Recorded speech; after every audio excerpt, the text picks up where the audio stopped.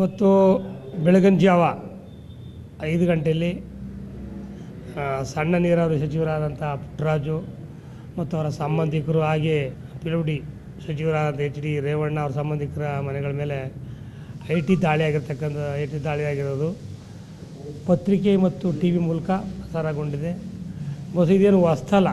BJP ಸರ್ಕಾರ ಬಂದ ಮೇಲೆ ಮೋದಿ ನಿರಂತರವಾಗಿ ಕಾಂಗ್ರೆಸ್ಸಿಗರು ಮತ್ತು ದಳ ಇವ್ರುಗಳಿಗೆಲ್ಲ ಈ ಥರ ದಾಳಿಗಳನ್ನ ಮಾಡಿಸಿ ಅವ್ರನ್ನ ಎದುರಿಸ್ತಕ್ಕಂಥದ್ದು, ಅವ್ರನ್ನ ಬೇರೆ ಬೇರೆ ತಮ್ಮ ಪಕ್ಷಕ್ಕೆ ಬೆದರಿಸಿ ತಮ್ಮ ಪಕ್ಷಕ್ಕೆ ಸಹಾಯ ಮಾಡ್ತಕ್ಕಂಥದ್ದನ್ನ ಮಾಡ್ತಾನೆ ಬಂದಿರೋದು ತಮಗೆಲ್ಲ ಗೊತ್ತಿರ್ತಕ್ಕಂಥ ವಿಚಾರ. ಹಾಗಾಗಿ ಈಗ ಚುನಾವಣಾ ಸಂದರ್ಭ ಇರೋದ್ರಿಂದ ಅವ್ರನ್ನೆಲ್ಲ ಎದುರಿಸಿ ಅವ್ರಿಗೆ ಬೇರೆ ಬೇರೆ ಥರ ಮಾಡ್ತಕ್ಕಂಥ ಕೆಲಸ ಇವತ್ತು BJP ಸರ್ಕಾರ ಮಾಡ್ತಾಯಿದೆ.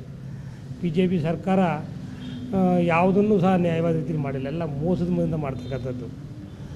ಈ ಸಂದರ್ಭದಲ್ಲಿ ಅದರಲ್ಲೂ ದಳ ಅಥವಾ ಕಾಂಗ್ರೆಸ್ ಮಾಡಬೇಕಂತ ಅವಶ್ಯಕತೆ ಏನು? ಹಾಗಾದ್ರೆ BJP ಅವ್ರ ಮೇಲೆ ಯಾಕೆ ಒಬ್ರಿಗೂ ಮಾಡ್ತಾಯಿಲ್ಲ? ಇದನ್ನು ರಾಷ್ಟ್ರದ ರಾಜ್ಯದ ಜನತೆ ಕೇಳಬೇಕಾಗ್ತದೆ. ಇದು ಒಂದು ರೀತಿ ಚಿತ್ರದ ರಾಜಕಾರಣ, ಇದನ್ನು ಯಾವತ್ತೂ ಮಾಡಬಾರ್ದು. ಇದು ಸರಿಯಾದ್ದಲ್ಲ. ಮಾಡಿದ್ರೆ ಎಲ್ಲರ ಮೇಲೂ ಮಾಡಬೇಕು, ಎಲ್ಲ ರಾಜಕಾರಣಿಗಳ ಮೇಲೂ ಮಾಡಲಿ. ಜನ ಗಮನಿಸ್ತಾರೆ, ಬುದ್ಧಿವಂತರು. ಈಗ ಎಲ್ಲ ಕೆಲವಾರು ಸಣ್ಣ ಪುಟ್ಟ ಏನು ತಿಳಿದ ಜನ ಮೋದಿ ಅಂತ ಬಾಯಿ ಬಿಡಿತಾರೆ. ಅವ್ರಿಗೆ ಅದರ ಅರ್ಥ ಗೊತ್ತಿಲ್ಲ. ಈ ಮುಖಾಂತರ ಗೊತ್ತಾಗೋದು ಜನಕ್ಕೆ ಮೋದಿ ಸರ್ಕಾರ ಯಾವ ರೀತಿ ಈ ರೀತಿ ಸೇಡನ್ನು ರಾಜಕಾರಣ ಮಾಡ್ತದೆ ಅನ್ನೋದು ಸಾರ್ವಜನಿಕ ಮತದಾರರಿಗೆ ಅರ್ಥವಾಗ್ತದೆ. ಇದು ನಮಗೆ ಒಳ್ಳೆಯದಾಗ್ತದೆ.